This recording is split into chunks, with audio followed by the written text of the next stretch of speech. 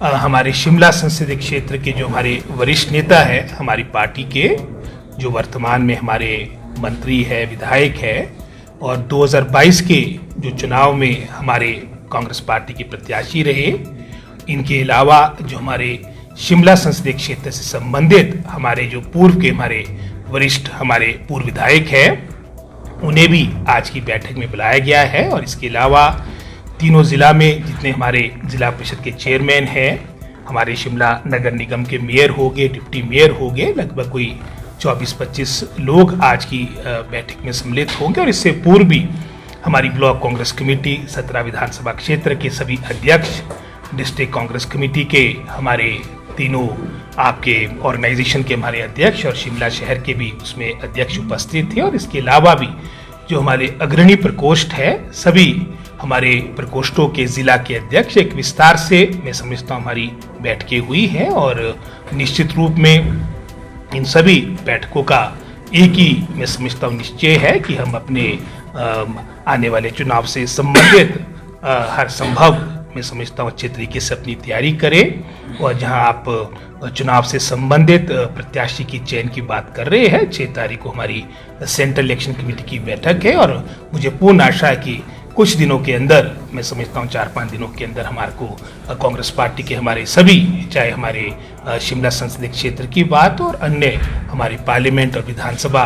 क्षेत्र जहाँ उपचुनाव होने वाले हैं, सभी जगह कांग्रेस पार्टी की प्रत्याशियों की सूची जारी हो जाएगी। किन मुद्दों को लेकर आप लोकसभा चुनाव में उतर रहे हैं? बीजेपी भी जो कैंडिडेट उतार चुकी है, कैंपेन शुरू हो गया है, आपके क्या मुद्दे रहने वाले हैं जिसमें बीजेपी को घेरेंगे? आप जानते हैं कि हिमाचल के जो चुनाव है वो लास्ट फेज में है और 2 महीने काफ़ी लंबा समय होता है और मात्र मैं समझता हूँ हफ्ते के अंदर ही हमारी प्रत्याशी से संबंधित चयन का जो प्रोसेस होगा वो घोषित हो जाएगा। और जहाँ तक मुद्दों से संबंधित आपने बातें कही है, प्रथम मुद्दा रहेगा 1 वर्ष में जो हमारे कांग्रेस सरकार के कार्यकाल के दौरान जो कार्य हुए हम जनता के समक्ष ले जाएंगे, चाहे वो कर्मचारी वर्ग से संबंधित हो। ओपीएस का निर्णय लागू करना हिमाचल प्रदेश में एक बहुत बड़ा निर्णय था, जहां बहुत मैं समझता हूं सरकारों ने अपने हाथ खड़े किए हैं, लेकिन हिमाचल का एक उदाहरण है जो हमने वचनबद्धता, जो हमने घोषणा चुनाव के दौरान 2022 के दौरान की थी, उसको अमली जामा पहनाया गया। और विशेषकर उस पृष्ठभूमि में जब आपकी वित्तीय स्थिति हिमाचल प्रदेश की खराब थी, आप जानते ही है कि विरासत में भाजपा सरकार के कार्यकाल के अंत में जो हमें विरासत में लगभग कोई 76,000 करोड़ का ऋण मिला, लगभग कोई 10,500 करोड़ के आसपास की हमारी जो डीए एरियर्स की आपके हमारे रिटायर्ड पेंशनर्स को, हमारे कर्मचारियों को अदायगी लंबित पड़ी थी। और इसके अलावा प्राकृतिक आपदा के दौरान जिस तरह से हमारी सरकार ने, माननीय मुख्यमंत्री ने राहत कार्यों में मैं समझता हूँ अभूतपूर्व कार्य किया, अपने आप में हिमाचल प्रदेश ही नहीं पूरे भारतवर्ष के इतिहास से की रिलीफ पैकेज लगभग कोई 4,500 करोड़ का हमारे आपदाग्रस्त क्षेत्रों के लिए, हमारे आपदा प्रभावित लोगों के लिए मैं समझता हूँ हमारी सरकार ने लाया है। इन सब बातों को लेकर और इसके अलावा भी चाहे किसी भी विभाग की बात हो, उदाहरण के तौर पे हम पीडब्ल्यूडी विभाग की बात करेंगे, जहां पहले लगभग कोई 51 दिन लगते थे आपको सारा टेंडर को अवार्ड करने में, उसको कट शॉर्ट करके मात्र 20 से 21 दिन में आपके कार्य प्रारंभ होते हैं। 6,000 करोड़ की स्वीकृतियां हमारे को पीडब्ल्यूडी विभाग में मिली। चाहे हम शिक्षा विभाग की बात करें, शिक्षा विभाग में जो रिफॉर्म्स लाए गए हैं अपने आप में मैं समझता हूँ ऐतिहासिक है। हर क्षेत्र में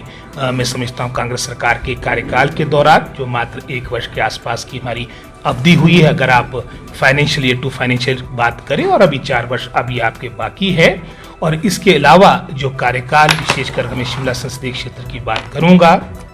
जो हमारे भाजपा के सांसद रहे हैं उनका कार्यकाल निराशाजनक रहा है, पूर्ण रूप से निराशाजनक रहा है। और साथ ही साथ मैं समझता हूँ विकास के कार्य तो दूर की बात रही, उनके दर्शन भी दुर्लभ रहे हैं। कार्यकाल 5 वर्ष का रहा, मुझे लगता नहीं क्योंकि 17 विधानसभा क्षेत्र है, वो वर्ष में भी तहसील या सब डिवीजनल हेडक्वार्टर में भी कभी आए होंगे। अब चुनाव का समय, अब तो उनका आना मैं समझता हूँ पॉलिटिकल रीजन से बनता ही है, लेकिन ये भी एक मुख्य मुद्दा है